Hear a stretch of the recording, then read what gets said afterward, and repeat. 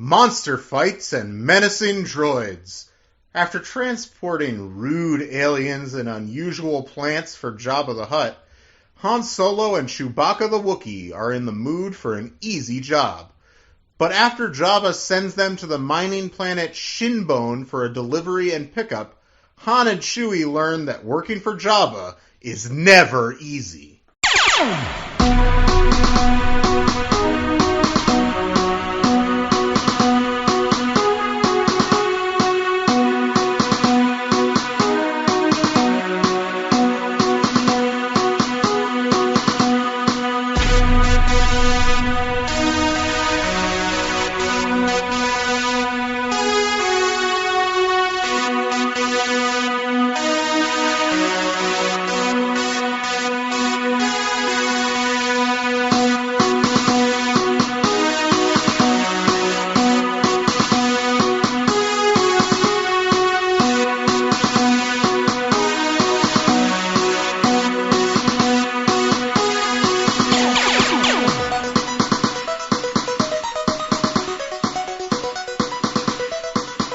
Welcome to the 2021 Orthodox Star Wars Day Padawan Library Junior Novel Basketball Draft.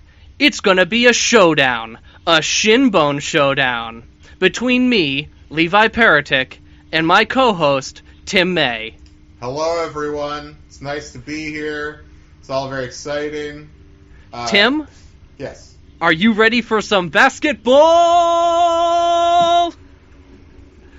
Terrible. I'm sorry. As someone who actually watches basketball, that feels so outside the culture. That feels like a very boxing thing you just did. It did kind of go with the Ready to Rumble thing, yeah. but Well, you that's know. fine. That's fine. All right. So you call it a draft, right? Yes, that was what we called it originally. That's why I was calling it a draft. Here's the problem. I don't have a real depth chart here. I have a starting five. Mm-hmm. And a sixth man, and that's about it.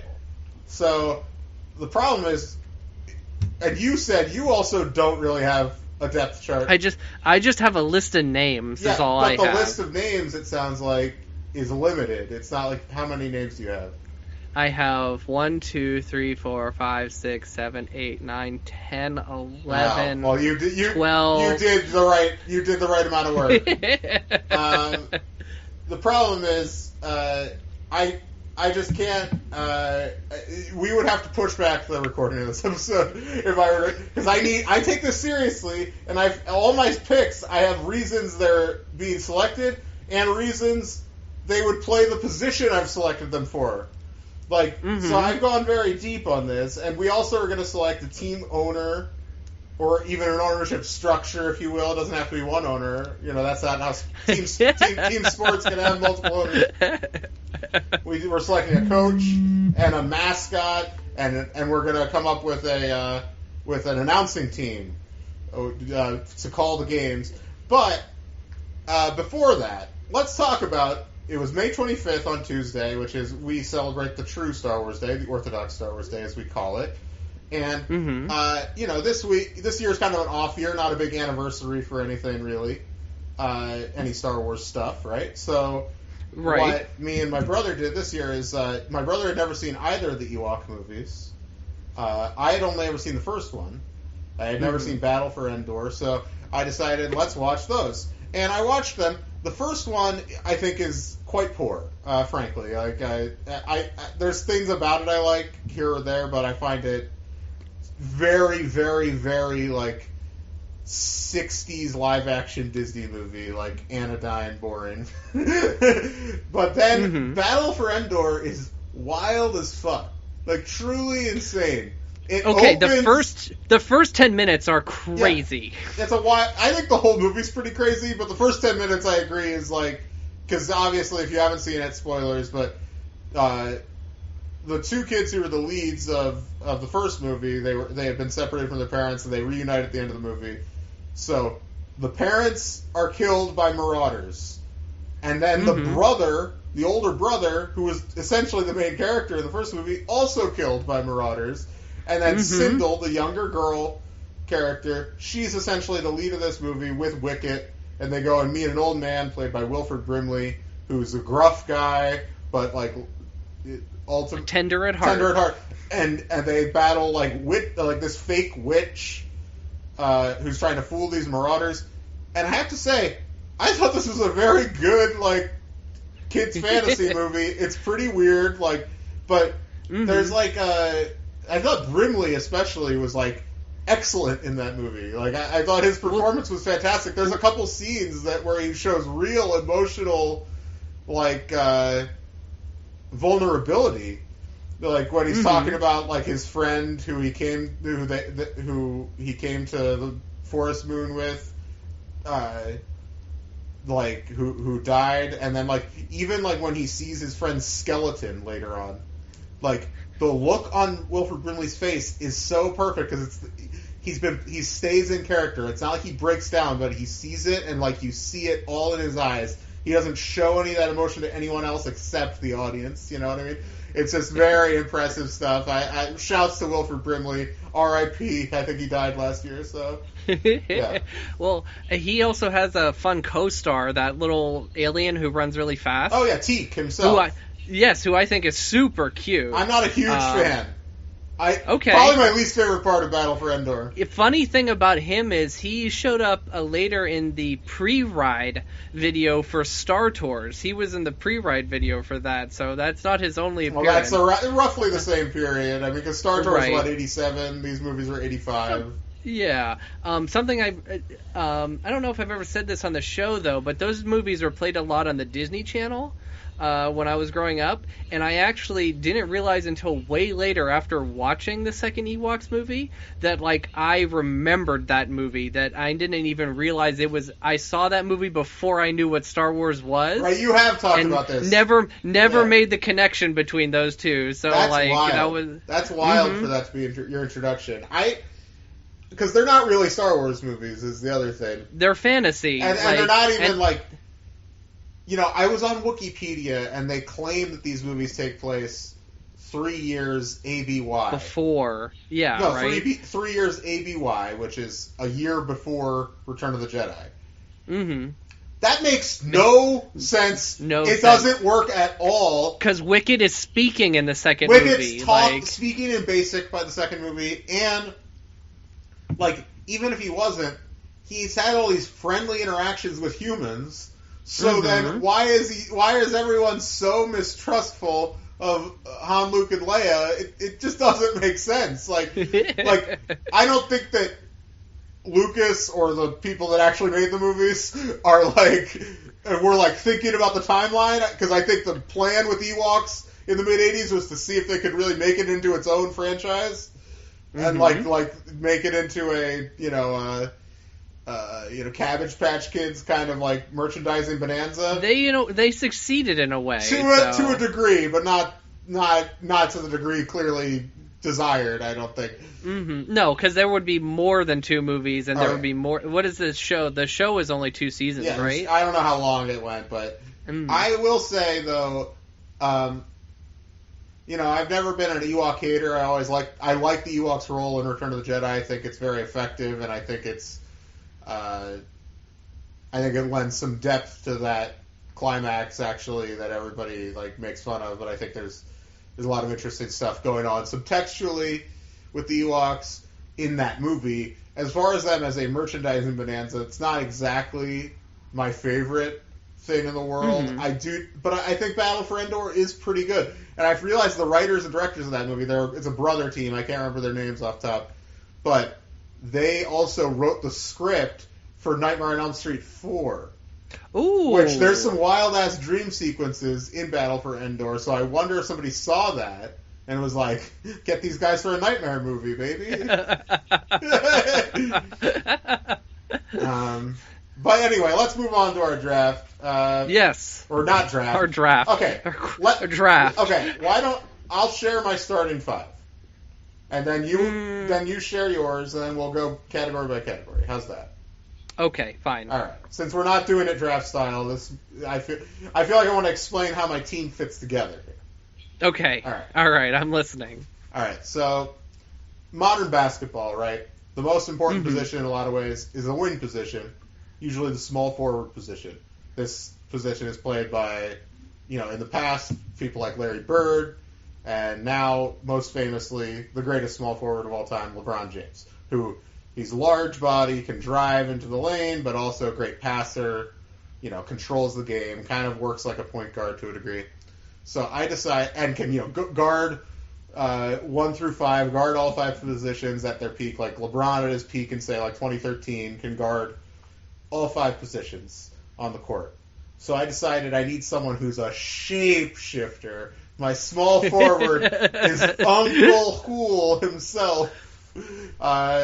So Uncle Hool from the Galaxy of Fear books, of course. And I also think he's a kind guy, and like while obviously Kareem Abdul-Jabbar is a center, but he not a small forward, but he would serve, like emotionally, he would serve that kind of Kareem role on a team where he's not outspoken, he doesn't talk a lot, but he's like calm serenity on the court. You know what I'm talking about? Level-headed. Yeah. Level-headed. He shows up on my list of characters too, because like his powers are seemingly unlimited in those books. He can transform into characters to species much larger than him. Of course. So he can.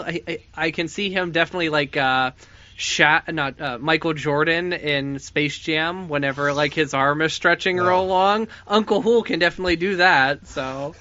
Talking with people who can only refer to Space Jam when they're talking about basketball drives me insane. All right. I've seen Ernest basketball movie.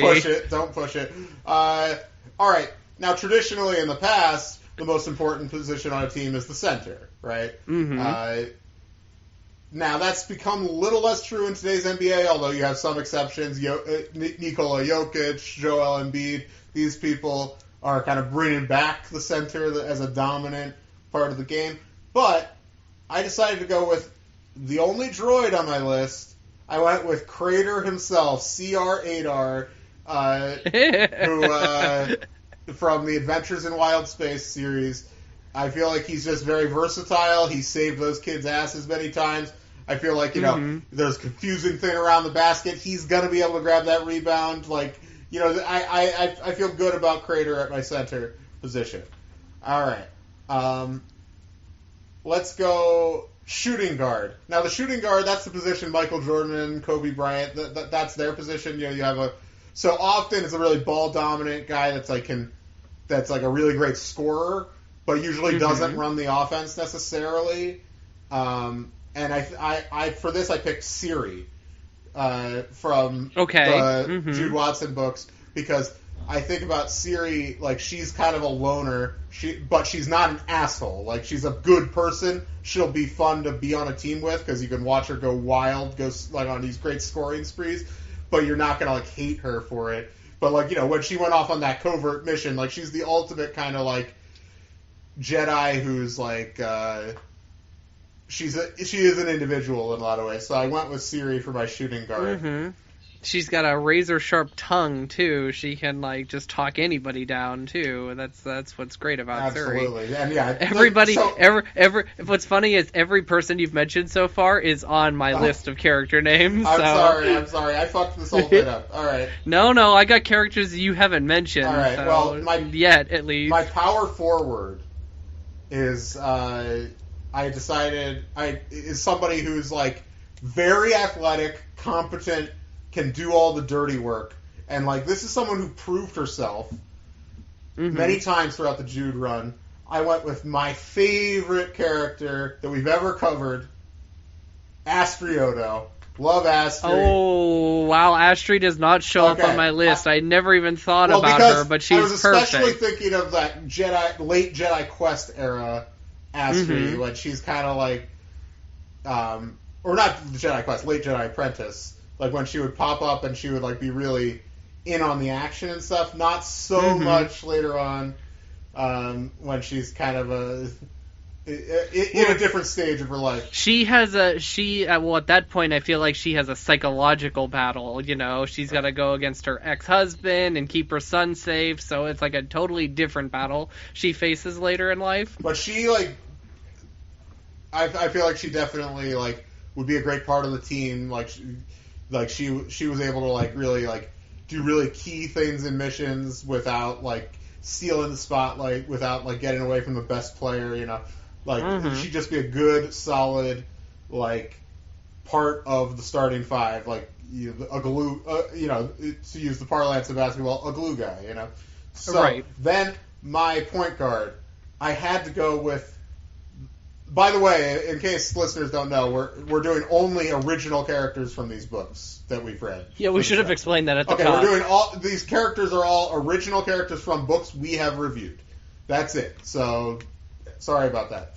All right, my point guard. So there's the last position in the starting five. Point guard is, of course, the person who runs the offense. Now, in the modern game, you often have these point forward combo people. Like basketball is becoming more and more positionless, but I do think. For a point guard, you need somebody who has clarity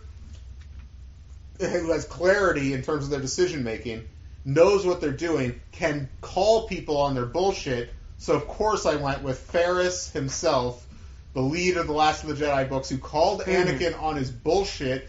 He would be able to do that if like one of the other people on the team got too big ahead, was like shooting, like was jacking up threes too much, like getting out of their offensive rhythm. He would be able to like call that out without demoralizing them because he's also a good guy. So that's my starting five: Uncle Hool, Astrioto, Ferris Olin, Siri, and Crater, the droid. Okay, I didn't have the positions. All right. So I'm gonna need to write them down real quick. I got point guard and center. What am I missing? Shooting guard, power forward, and small forward. All right. I mean, you don't really know the game. You don't need to assign positions. I'm just a dork. No. We're doing it. All right. Okay. So my small forward here. I'm gonna try to pick people that you haven't picked so far. Okay, I'm sorry. All right. So my starting forward, he is a warrior. I can't remember what planet. Oh, I know the planet he's from. His planet is the same noise his shoes make on the basketball court. That skr sound as he's skirring across the court. That's right. I'm picking the insect warrior, Shashak. Oh, Shashak attack. Indeed, he should be the center. That is. Okay. All right, he's the center. Yeah, he's Shaq, you know. All right, let me type this in my notes here. All right, so I got my center. So my small forward, all right, a small guy. That's right. I picked a very, very tiny person for my small guard. Jedi Master Ikarit. 400 years old. He can get a lightsaber. He can duke it out with mages. He's running between people's legs on the court. He's got it all. All right. Jedi Master Ikarit. So that is my small forward. Small forward. Small forward's not a small player, right? In my book, okay. It is. All right, I'm writing this down for the Instagram. I'll make a little image for this. All right. So my forward, I have a character who is very straightforward. Somebody who is all about their beliefs. Somebody who is a wild card. Somebody who can get things done. And that's right. You know who I'm talking about. Straight from Alita Dawn. Kneeled. Oh, shit. Yes. You're always, every time we do this, you throw in these wild cards who are going to, like, fuck up the team chemistry. Like, I feel like he's going to lead them to victory. I don't know about you. He was the one who empowered all the citizens of whatever side to destroy the temples. So, kneeled. He's a wild card, kneeled. Oh, man. Okay. He is my Dennis Rodman, apparently. Oh, my God. All right. You know nothing about basketball. It's great. No, I mean, Dennis Rodman, obviously a wild card. You're right. But, I feel like Dennis Rodman also always knew his role on those teams. So, yeah, he was crazy off the court. It's not. Kneeled, I feel like, would want to be the leader, even if his talent wasn't at that level. You know what I'm saying? You're probably right about that. He's probably a bad choice. But another choice, a character we don't actually know is good or bad yet. You know, when you're on the court, it's good to have eyes, not just in front of you, but behind you. That's why I'm going with the son of Sheev Palpatine himself, Triclops. So you're picking like a very emotionally volatile team here, I gotta say. You're probably right about that. We're probably not going to win. So, but once we reveal the mascots and the team name, it'll all make sense. Okay. That's a false promise. All right. Anyway, point guard here. All right. I'm trying to pick people that you haven't picked yet. I think Ikrit would be a better point guard than small forward. That's usually the smallest player in a starting five as a point guard. You are You are Older himself. You're just like, Ikrit can't play small forward. He's so tiny. Okay, whatever. The point guard is actually a very important position. It's not like I'd be demoting him or anything. Well, I know, but hang on. Let me get my list back. My list went away here. Let me pick my point guard. I'm trying not to pick somebody you've picked, but I'm quickly running out. All right. Well, how many have you picked so far? That's 4 so far. So actually, this is my your final. last one. So as long as there's somebody, it's my last one. Point guard. As a point guard, you need somebody who you can trust, somebody who is always pointed to be on your side. That's why if there's somebody you can trust, you can always trust the one true friend. True Veld is my point guard. That's not a bad pick. Yeah, you want somebody like that's a real leader in that position. A coach on the floor, you know what I'm talking about? Cleaning up the locker room, that's what you need there. So, okay, so those are the teams. So let's go to the six. Are we doing the 6-man? Or do you? Oh yeah, we can do the 6-man. I'll find. I have a very weird pick for this. Okay, go ahead. I'm gonna go with Stuart Zissou from the Science Adventures books. I had no idea who you were even talking about until you told me it was the Science Adventures book. He's a little twerp, but there's often somebody on the bench of even great basketball teams who you look at them and you're like, how is this twerp? Like, like on the Lakers right now, you got Alex Caruso, this like bald 23-year-old white guy, and you're like, how is he like hanging on a team with LeBron and Anthony Davis and like all these people? It's like, how he does it? Just he's got the skills, man. Like he can do all the dirty work. You know what I'm talking about? And I think that Stuart Zissou has some of that in him. I don't really remember much about his character, but I also just wanted to remind people that we read those books.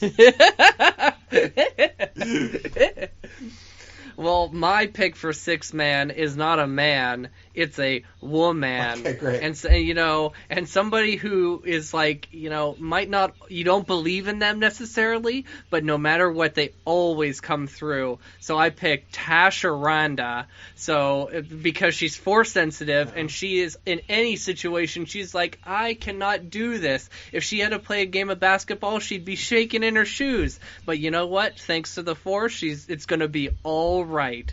So that is my pick for 6-man. All right, that makes some sense. All right, do you want to go to coach now? Yes, we can go to coach. All right, my coach. I was really struggling here because there's so many Jedi Masters that you can pick, right? There's a perfect coaching. The most famous basketball coach in history is Phil Jackson, nicknamed the Zen Master. So I almost picked Ikrit for this role. So Ikrit would have been good. I decided to go with. I just wanted to remind people of the greatness of Tall herself. That's on my coaching list too, without a doubt. All right, because Tall, she, one of my favorite characters in the Jude universe, and she, I think she would. She has like a steeliness that I can believe that she could like dig into her players when she needs to, but she's also that she has that calmness that a great Jedi Master and a great coach needs. You know what I mean? She can she'd be able to oscillate between those pretty well, I think. So yeah, I'm going with Tall for my head coach. I didn't come up with an assistant coaching staff. I thought about it and I was like, that's going a little too far. So. It's going a little far. I don't have that. So, since you've got Coach Tall, I'm going to give you Coach Crater from Adventures in Wild Space. So because I just like the way it rolls out the tongue, Coach Crater. So Coach Crater, it's like you switch a letter or two, it's Coach Carter. Exactly. That's a basketball movie, so you know what that is. Mm-hmm. Doesn't that have Samuel L. Jackson in it? Isn't Coach he Coach Carter? Himself, So yeah. That movie Mace is okay. Windu, Coach Carter, Mace Windu, all these connections. All right, so from here, okay. Look, you want to do mascots? Yeah, we can do mascots. Or you didn't do like a team name, did you? I didn't make a team name. Okay, well I did team names, so I'll just reveal all of my team names. So you go ahead and go first. Okay, my mascot was Ikrit. I feel like okay, nice. I understand that Ikrit is very powerful, but you know who else is powerful? Benny the Bull, the Bulls mascot, very powerful. Watch his highlights from his halftime shows, extremely powerful. So I feel like Ikrit could pull that kind of stuff off, those trampoline dunks and whatnot. I feel like he knows what he's doing. So, do we know what species Ikrit is? I think we do. Yeah, Ikrit is. Let's see here. Wikipedia. Ikrit. Ikrit is a male Kushaban. Then, in the tradition of many problematic sports teams, we're going to name them after a sentient species of people from the galaxy. What are they again? The Kushabans. The Kushabans. That's the name of our team. All right. Yeah, you go ahead. Okay, I'm going to go through my team names. So they have the mascot related to them. So one of the team names I toyed with was the Exis Mages. Oh. Like the magic, So that was one of my team names. Then we also had the Mork Monkey Lizard. So Mork would have been our mascot. Mork is a perfect mascot. Now that I think about He really is. Mork, you know what? Those Adventures in Wild Space books are pretty darn good because we love Crater and we love Mork. Those books are very good. I liked them a lot. Mm-hmm. Yeah, a lot of fun. Mm-hmm. All right. But I'm going to reveal my mascot first and then my team name. All right. So my mascot is the librarian from Camino. Who Boba Fett had a brief interaction with. Boba Fett didn't even know if he was a person or a computer. But I'm, of course, talking about We're the Librarian. And our team name, We're the Librarians. Oh, I had forgotten that we read those books. I know. I wasn't even thinking about those books. Well, I was looking at my shelf at all the books and trying to figure things out, and I at first completely pushed aside Boba Fett because it's all characters that have all shown up in TV or what else, so we can't include any of them. But I'm just are there any original characters? And the beloved were by what was his name? Hand was his last name. I can't remember. No. The woman was Elizabeth Hand, and then Terry Bisson, I believe, wrote. Bisson. I cannot believe I remember their names. All right. Okay. Final category. Weirdly, we're moving up to team ownership. All right. I have 3 names here. I'm gonna just use 2 of them. Okay. I only have 1. I'm gonna use 1. And then I'm going to have... Okay. One of these is the majority owner, but he is not the front-facing owner of the team. Okay. The front-facing owner of the team who, goes to all the, owners' meetings and stuff and does interviews on the HoloNet is Bog Davidian. Okay. All right? Who, of course, bit of a conflict of interest. His ex-wife... Asrioto is playing power on the team. She's playing power forward for the team, but he's has a great slimy / vaguely charming demeanor of a sports team owner. But the real money behind this team is coming from Granta Omega. Nice. And Granta Omega, obviously a very evil, shadowy figure. Like many sports team owners, an evil, shadowy figure. And I just thought, I created a team that you're like really excited to root for. You love them, and then but then occasionally you got to remember the guy who owns this team donated to both Trump campaigns. You know what I mean? So I that's just something to remember. But about sports, it's complicated facts of modern life. All right, there we go. That's my team ownership. So my team owner, not afraid to hide in the shadows. He's a bad dude, and he knows he's a bad dude. He's the controversial team owner. He is, of course, Cloud City's Baron Administrator, Zorba the Hutt.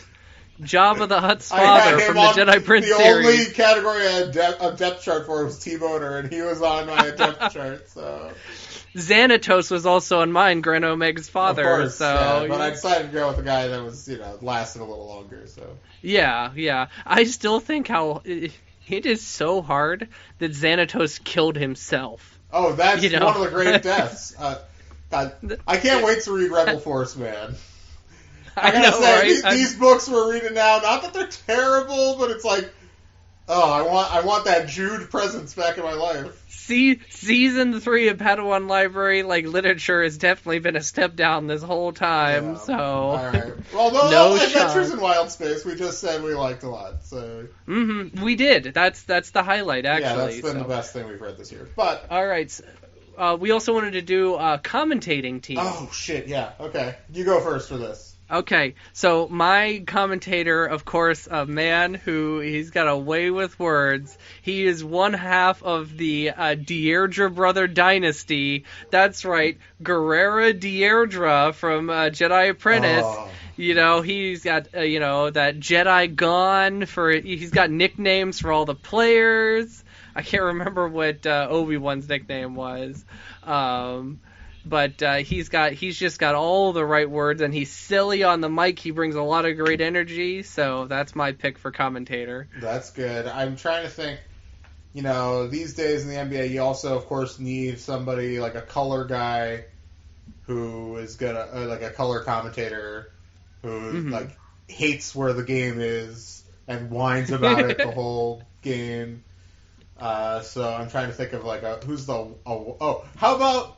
You know what? Let's just go for it. The original, Bruck Chun. Ooh, wow. That's going to be a fiery combo. Deirdre. He would definitely hate that. Yeah, and he's just man, back when I played, the game was more physical and all that shit. So, Kevin Durant couldn't play in the 80s. What are you... Sorry. Very silly stuff. All right. Well, happy Orthodox Star Wars Day, folks. This was a great time. Was a great time. I know, listen, I imagine we have some fans who speed through our movie reviews we've been doing. But you know what? We like movies. It is what it is. So next week, we're covering, this week, I don't know if we even mentioned the book we're doing this week.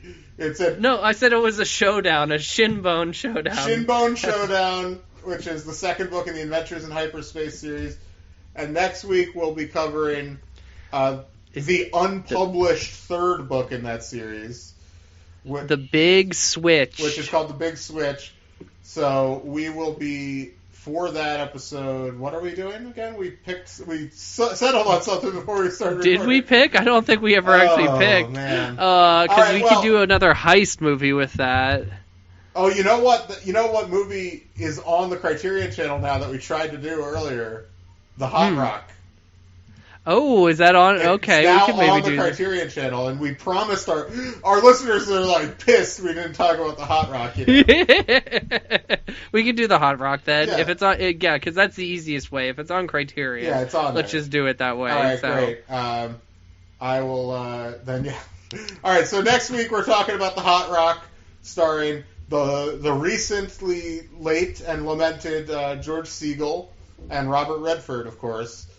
With a script by William Goldman, directed by Peter Yates. Incredible stuff. Peter Yates, of course, also directed a movie that I know you hate, which is Bullet. It's weak. It's well, I feel like I disagree. Past that car chase, it's weak. I need to rewatch it. There's nothing beyond that car chase. I feel like you watched it in a bad environment, but well, I watched it at a drive-in. I watched it terrible... in the comfort of my car. I had the audio up. Drive-ins are so drive-ins are like cool in theory, but not actually good ways to watch any movie, really, in my opinion. But all right, whatever. We'll talk about this all next week. We will. All right. So when we come back, we are going to talk about Adventures in Hyperspace #2, Shinbone Showdown. So stay tuned. Welcome back to Padawan Library. I'm Tim May, laying down here as always with Levi Parenting. Hello. You don't normally lay down, but you chose to lay down because you got a new couch.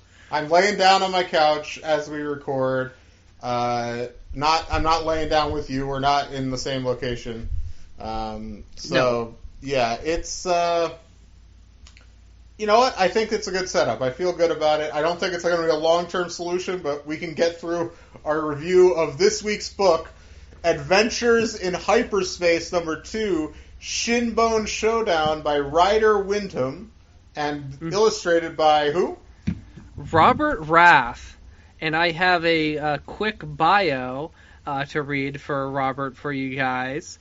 Let me pull it up here. So, Robert Rath is a paid assassin who wants to retire and is haunted by memories of murdering his own mentor, Nikolai, years ago. Wait, I'm sorry. This is the wrong... reading... Is this the character from Guy Ritchie's Wrath of Man that you're talking about? No. I'm actually talking about Richard Donner's 1995 movie Assassins with Sylvester Stallone and Antonio Banderas. Written by the Wachowskis, the original script. Yes, I think it was heavily rewritten, but yes. Robert Rath is the main character played by Stallone in that movie. So. Okay. Interesting. I think that movie's most known for that Antonio Banderas meme now. That GIF where he's like just shocked by something on a computer. It's hard to explain. It is actually like pretty funny, honestly. I gotta look that one up. Just look up Antonio Banderas Assassins, you'll find it. It's pretty funny. Anyway, all right. So I have a real bio of the real Robert Rath, the illustrator. So all right. Robert Rath collects hyphens. He is currently an illustrator, designer, author, art director, dog walker, living in Bozeman, Montana. Damn. He has illustrated many children's books and comics. His clients include Lucasfilm, the History Channel, Scholastic Books, and many other publishers and universities. While Photoshop is his primary illustration tool, he still likes to do as much as possible by hand. He loves to draw just about anything and enjoys the challenging of adapting his style and technique to best communicate the ideas of his clients. He isn't allergic to anything, can't remember birthdays or names, but he likes to cook and can wiggle his ears and hates writing bios. So that's a bio he wrote himself. Well, most bios are written by the person. I don't know if you knew that little trade secret, Levi. All right. Couple interesting things there. He lives in Montana. Draws a lot of Harrison Ford in this. Do you think he's seen Harrison Ford riding his planes around Montana, and he's doing it from vision here? Actually, you know what? This reminds me of something we said we were going to talk about and we haven't. Oh, God. This past weekend at the Bon Jovi experience. Oh, yes. Okay, for listeners who may be hopping in on this, you took your mother to a drive-in theater to see a Bon Jovi concert. Correct. The Bon Jovi experience, it could build itself as. Yes. This was something she wanted because my father, for years, she has tried to get my father to take her to a live Bon Jovi concert, and he has refused. But this was the one way he would cave, is that he would go to the drive-in and see Bon Jovi. So which we discussed off air last week, is because he thinks that there should be no other musical artists from New Jersey other than, of course, the boss, Bruce Springsteen. Which he thinks nobody else, not just that, like. It's truly the way he presents it is that like there should be only one artist from New Jersey, and that is Bruce Springsteen. If you were anybody else, why even bother? So well, I think the problem with Bon Jovi is that he wants to be Bruce so badly, and he is so not Bruce. I think other people from New Jersey are welcome to try their hand at music, but when you lean so far in to Bruce cosplay like he does, then that's a problem, you know. So, sometimes people tell me like, oh, well, like you gotta at least love "Living on a Prayer." That's an undeniable song. It's quite deniable. You know, it's just like it. You know, that is the ultimate Bruce cosplay. Adding in talkbox solos. Actually, I feel like we might have talked about this on the air. Because I was about to say something about how like leave like Peter Frampton back in the 70s where he belongs, and that Frampton came alive in the 70s. I feel like we did talk about this. Yeah, you wanted Frampton dead. I didn't. No. I wonder if I feel like I might just be repeating myself. I don't know if I haven't listened to last week's episode back, so. Listeners, let us know if we talked about all of this last week. Well, hard to remember what we talked about on air and off. Anyway, I'm going to get this back to what we were talking about, but a quick little review of this. Oh, yeah. So, my mother was very bothered by the fact that Richie Sambora wasn't there. Sambora, he's been out of the band for like a few years now. Mm-hmm. Which is ridiculous. In his place is a much younger guy, a guy who's very excited to be part of the band. Doesn't seem like much of the band is excited for him to be there, other than maybe Bon Jovi himself, who John is very encouraging of this young man. But a young man who goes by the name of Phil X. I feel like I know that name. Okay, let me Google him. I haven't actually looked him up yet. I listen to lots of music talk shows on Sirius XM, so it might just be that he's been a guest or something. He's a Canadian musician and songwriter, and he's played with Bon Jovi since 2011. So no other major credits here? No other credits. Bon Jovi is apparently his big thing. So all right, we need to talk I guess he is. I called him a young man. He is 55 years old. So he's he's like roughly the same age. Like, okay, yeah, because John's 59. Yeah, they're not that far apart. Yeah, relax. John himself, though, a person who a lot of people think is ageless. I feel like he's aged pretty well. He's showing his age, and he also, too, you could kind of tell that he was having... Well, okay, he opened with some deep cuts, all right? Great. Then he played a hit. Great. Then he played a new song off their latest album, 2020. Which is what the album's called, I remember that. Yes, okay. Which then prompted, there was a woman next to us, a middle-aged woman who also gloated to us that she was 6 White Claws deep. And then as soon as he announced they were playing the song from 2020, she goes, ugh, just as it was getting good. And then, he announced the song, and she's like, that song sucks. So Mel's been actually listening to that song. What was the name of that song? Do What You Can or something? Do What You Can. He mentions social disping in the song. Oh, it's a very, very embarrassing song. I mean, it is a song by John Bon Jovi. It's inherently embarrassing. This is the thing. Well, because Richie's the primary writing force behind the band, right? I don't know about that. I think that they had mostly outside songwriters. Okay, that makes sense. But I don't know that much about Bon Jovi. Something I noticed about them this time is because they were performing their hits, was a lot of their hits are all very much the same tempo. Very much all of the hits seem very similar to each other in a way. I don't even if it weren't for their insane level of popularity and longevity, I would not even have that big a problem with them. Well, yeah, that's also something else too. Is because they've had hits they had hits when we were in high school. Yeah, 2000, One Wild Night. That album was a huge hit because that had the song One Wild Night and what was that other It's one? My Life. It's My Life. But we weren't... that. That was a little earlier, but like remember that country album he did? That had like huge hits on it. Well, he sang that song... Who Says You Can't Go Home? Yeah, well, he sang that, and then also This House Is Not For Sale, which is basically the same exact song. Both of those were huge hits when we were in high school. I was like, what the fuck is happening? Like, I don't know. I stumped for my fair share of, like, uncool bands and stuff here or there. Like, one of my favorite bands of all time is Counting Crows, and they were a joke for, like, a decade. I feel like people are coming around now, but, because putting some respect on Adam Duritz's name. But like, like there are bands, like, that I love that aren't cool, quote unquote, but, like, Bon Jovi, just, like, no. And, like, when Bruce is right there is what I don't get with these people that love Bon Jovi, like, Bruce is right there. Like, well, I'd send you a text. There was a couple. They brought a cardboard cutout of John, like, with them, and it was like him in a suit, which was hilarious. But remember when he like started acting and he was in that that horror movie Fear.com?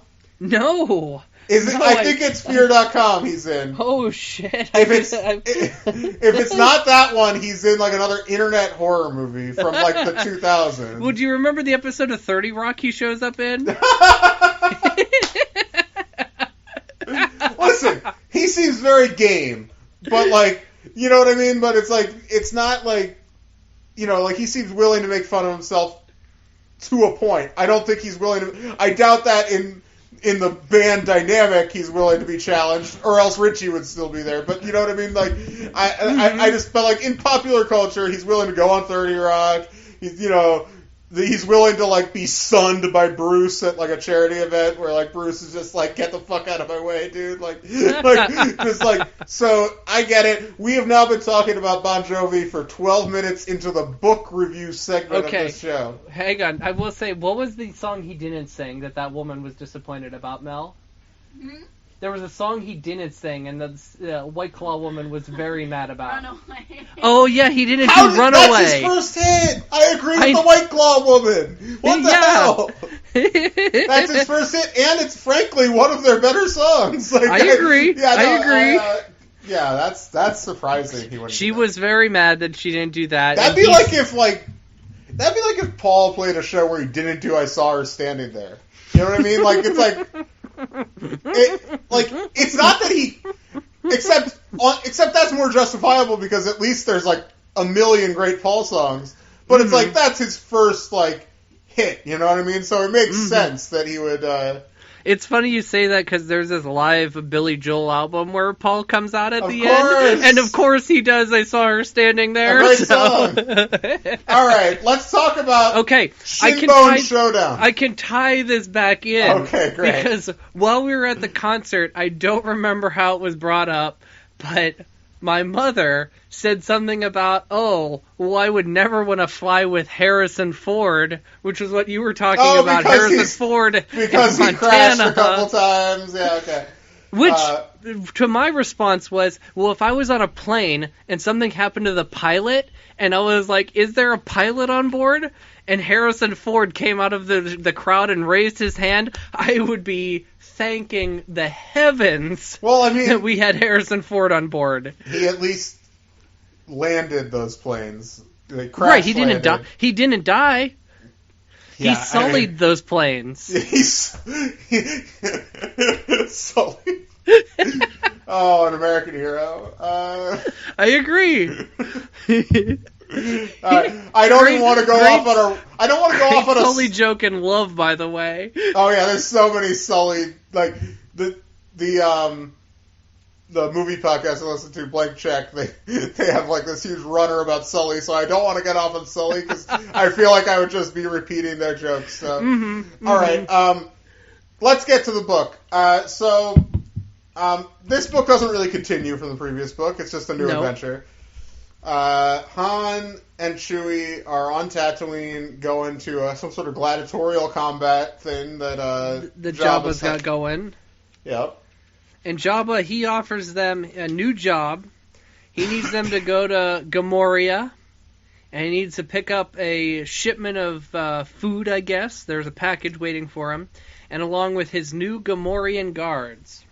So Han takes this deal, and Bib Fortuna hands him a data card, or what I'm calling in this a prepaid Visa debit card is what Bib hands him, because that's where the credits are. And anyway, they go to Gamoria. They have a translator with them, a droid who Han is very mean to, a protocol droid by the name of TC-72. Okay, Han, this has to be said, and the listeners know that I'm not all about doing AI stories in Star Wars and all that, and I don't care that much about the humanity or lack thereof of droids. However, the way Han treats this droid is so beyond the pale. Like, it doesn't actually line up with his character at all. He's like mean to 3PO a little bit, but not because he's a droid. Yeah, He does not make it clear that, like, I don't like you because you're a droid, motherfucker. Like, he's just annoyed because he's prissy and, like, corrects him all the time. That's a different thing. Yeah, whereas this, he's, like, physically abusive to this droid because, like, at one point he straps a piece of metal across its mouth so that it can't speak. Yeah, and he was like, I don't like machines who talk. Yeah, he's like totally against anything, like any sort of AI that can speak to him. He is not having it at all. So anyway, he's very mean to TC-72. They get to Gamoria, they meet a farmer, and this farm, they are farming Snorrucks, which are a type of mushroom that move. Unbelievable. I was in shock. I was like, wait a minute, do I have the title right on this book? Is it Adventures in Hyperspace? I thought this... Wait, no, fuck, I fucked up my joke. Man, I can't be laying down doing these podcasts. All right,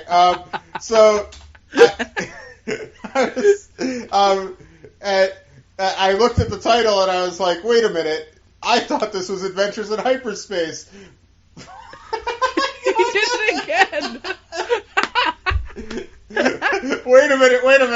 I looked at the book and I said, wait a minute, is this Adventures in Wild Space? Hyperspace? What? I can't even finish now. God damn it. I'm a fucking idiot. God damn it. The joke works. The joke is good. Okay. So we got moving mushrooms. And Chewie... There was an Adventures in Wild Space book with moving mushrooms, if you missed that episode. The mushroom people. Who they were legends. They were super They were cool. actually... I love those mushroom people. These mushroom people are pretty much nothing, so... Yeah, they move. They're just tiny mushrooms who move. But that doesn't stop us from getting tree people in this book. So, Ants themselves! But they come later. So anyway, the Gamorrean farmer... they are farming Snorruks, and that's what Han is supposed to get. He's getting a shipment of Snorruks, and he's also getting 3 young Gamorreans who will be guards at Jabba's palace. So while he's there, he is trying to make friendly with the farmer, and he's like, "Hey, I got some things to trade. I got some fabric that'll look pretty good on your wife." And he tells the droid this. And the droid, of course, translates this to the Gamorrean farmer, who eventually punches the droid's head off. And Han's like, "Whoa, why'd he do that?" And then the droid's like, "That's a woman. You keep calling her he." Yeah. And it's like, oh no. and then Chewie later reveals in the cockpit he knew the whole time. Yeah, Chewie, like, what are you doing? Step in here, Chewie. Like, Chewie never steps in for these sort of like haggling deals. Like, Chewie winds up doing something later in this book that like kind of makes him cool and everything. But I do think in general these books, treat Chewie like he's a fucking idiot half the time. I know. And it kind of annoys me. Like, the illustrations, I sent you a couple illustrations from this book as I was reading it. Like, and he has the dumbest look on his face constantly. It's just rude, I feel Because like. he's obsessed with these mushrooms. He's obsessed with his Snorrooks. So, anyway, they head back to Tatooine. The Gamorreans make a mess of the ship.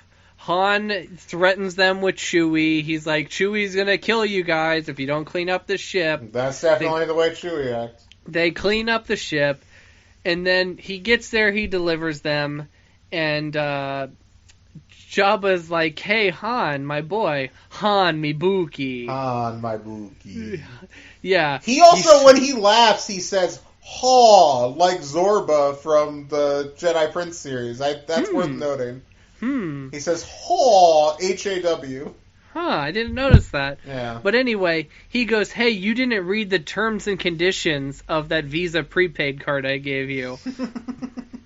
It strictly says that my associates cannot trade with each other. So you owe me a fee now for breaking my terms and conditions. And that fee is 10,000 credits. And then Han's like, whoa, 10,000 credits, you only paid me 3 for this job. And then he goes, all right, I got another job for you. It's on the edge of wild space. If you do it, it'll pay 5,000 credits, and it'll pay off your debt with me. So Han has to agree, no haggling. This job is he has to go to the planet Shinbone, drop off some seeds and oil, not seeds and soil. Yes. And then pick up some gemstones. All right. So, and this is... Okay. They get to this planet, Shinbone, and they're greeted by... What's this guy's name? This guy's name is... wow, I did not write this down. I think this guy is the same species as Hondo from Clone Wars. Don't you think? If you look at the illustration? I actually don't agree with you here. Oh, okay. Because I think he is the same species as Hem Dazon from the Cantina scene. And who is that alien head who's definitely just a head on a stick that like pops up into the frame? You know who I'm talking about? Yeah, I know. That's who I thought he was. They give his species, but I did not write that down. I didn't even write down this. Okay, his name is Torkil Mux. Yeah, Mux himself. Mux. M-U-X. Yes, and he has a droid with him, too. And this droid, he has laborers with him who are mining these gemstones. And at one point, this droid shoots one of them. And these little miners that he has with them are, in the illustrations, to me, like bark people. Like, they look like tree trunks with legs and arms. Yeah, I think there's... This is like, it's weird because there's essentially 2 little mini adventures in this book, and this one winds up happening where Chewie is disturbed by the treatment of the workers. You know, Chewie is, he's a international workers unite, he's a very, he's like a very early 20th century pro-worker socialist, I'm talking about. So I know what you're talking about. He also is disturbed by the fact that Jabba makes Beast battle too at the beginning of the book. So yeah, he's got a conscience. I think Chewie's the reason that Han ultimately, goes the direction he goes. Yeah, because Han always wants to. He's always leaning towards that money, and Chewie's always steering him on the right path. So basically, and also Mux undersells them, doesn't give them as many gems as Jabba asked for, and so basically they realize that Mux's ship has the rest of the gems, has 60 gems when Jabba only wanted 50, so they're like, perfect, Jabba will be happy, and then they wind up loading all the workers onto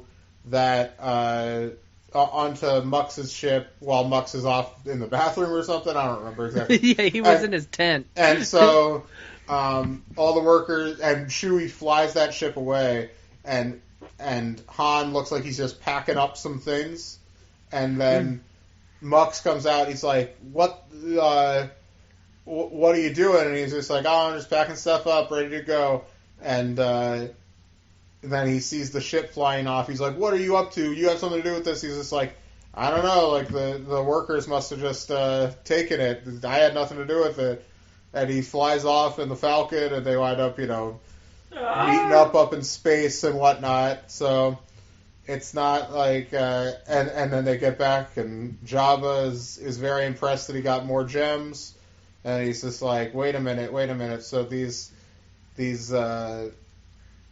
workers, the mushroom people, like they took off with the ship. He's just like, yeah, they quit. I don't know what's going on. Han tells Jabba, and Jabba's like, well, I paid for that, but you know what? If they're just going to be quitters anyway, then I guess it doesn't matter. Like, let them go, basically. and by the way, I forgot, Chewbacca sends them back to Kashyyyk, which yes. I guess in this continuity is still a free planet. So yes. And Bib Fortuna also mentions that they are like the last of their kind too, so it's like even better that they are on Kashyyyk because I guess they're protected there. And that's but you forgot the whole Shinbone showdown, Tim. Because Mux, he's like, "Oh, well, you're up to something, Han. My droid's gonna take care of you." And then Han's like, "I'm not up to anything, but me and your droid can have a duel. And on the count of 3, we'll see who has the fastest blaster." And Mux agrees. And then Han immediately pulls out his blaster and shoots the droid. And, hang on. And basically Mux is like, "You cheated."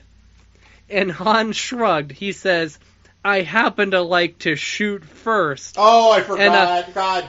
I blocked that. That's why I forgot about that. That's the showdown. So embarrassing. Like, by the way, these books were published in 2010. It should be noted. It should be noted. This is pre-Blu-ray, which makes Han shoot simultaneously, of course. Of course. But actually, the simultaneous thing kind of happens in the DVD, which is 04. Okay, all right. Well, what did they do in the Blu-ray? It's the same, I'm pretty sure. And then the Disney Plus version adds the McClunky. McClunky, yes, which truly wild.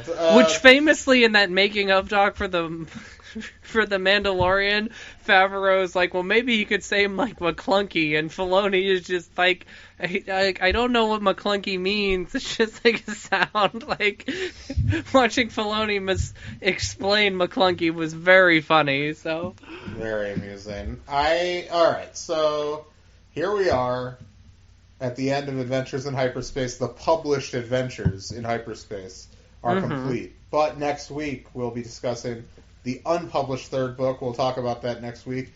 But for now, we're rating these. I have to say, I thought the first one was fine for what it was, although I don't remember what I gave it. This one, I really was not a fan of how mean Han was. Mm-hmm. Not that Han can't be a dick, but he can't be, like, relentlessly mean. I don't know. There's a little bit of a difference. I don't know. I would say I'm going to go with a 4 out of 10. All right. I think you gave last week a 6, if I remember correctly. It's definitely at least 2 notches below that one. So, all right. And with this book is definitely a step down. Last week you commented on the fact that like there at no point are you worried about Han is going to be like successful.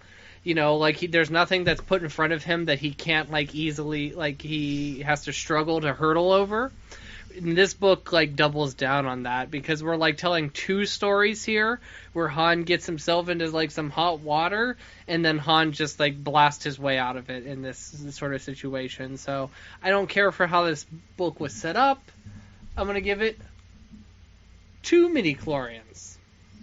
And but we forgot the best part is when it was all said and done, there was one more moving mushroom on the Falcon. And Han found it, and he gives it to Chewie. And this puts a big old smile on Chewie's face. And in terms of this book, the illustrations, because you remarked last week that like at some points he's like trying hard to like get that Harrison Ford. And he really struggles in this book, Robert. And I think on the cover, too, especially. The cover is, like, a really rough Harrison was flying by too fast in his Cessna plane, just... Robert was out in his yard, trying to capture that likeness, but Han just flew by way too fast. So, 3 midichlorians from me, and I'm going to flavor this the 2005 movie Cry Wolf, which is the horror movie John Bon Jovi was in, not Fear.com. So Okay. Cry_wolf, right? Yes, you are 100% Cry_wolf. I knew it was some internet bullshit. All right. Oh. Well, next week we'll be talking about the unpublished third book in the series, and we'll be reviewing a movie. What movie? We're revealing, the third book is called The Big Switch, and we are reviewing The Hot Rock. The Hot Rock, yeah, which we're making up for lost time. The Hot Rock, which you can watch on the Criterion channel right now. You guys should give it a shot. I think you can get a 2-week free trial on it, so... and it's worth $11 for a month, too, if you got to pay. Wonderful material constantly on the Criterion channel, and... The Hot Rock, very entertaining movie. So that's what we're doing next week, and I will see my co-host sooner than that. We're going on a trip together this weekend. We sure are. But otherwise, we'll see you guys, the listeners, next week.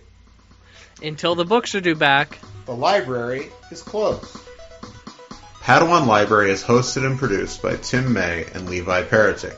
It is edited by Tim May. Our theme song is by The Astral Project. Our artwork is by Freddie Funbuns. Padawan Library is copyright 2021. Tim May and Levi Peretic. All rights reserved.